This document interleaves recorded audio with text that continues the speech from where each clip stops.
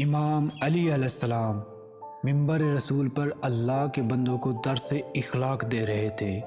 اتنے میں آپ فرمانے لگے، رمضان اللہ کی طرف سے انسانوں کے لیے رحمت و برکت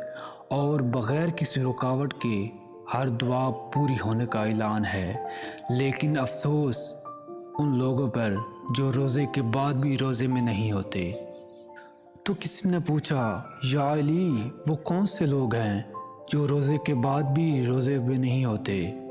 امام علی علیہ السلام نے فرمایا، اے شخص، روزہ اپنے آپ کو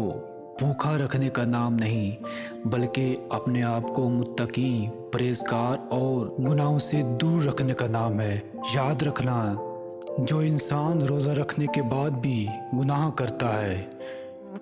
کھانے پینے سے تو دور رہتا ہے، لیکن آنکھوں سے، زبان سے، کانوں سے اور ہاتھوں سے گناہ کرتا ہے، تو ایسا انسان روزے کے بعد بھی روزے میں نہیں ہوتا، اور یوں نہ اسے کسی روزے کا ثواب ملتا ہے اور نہ رمضان کے مہینے میں وہ رمضان سے فائدہ اٹھا پاتا ہے۔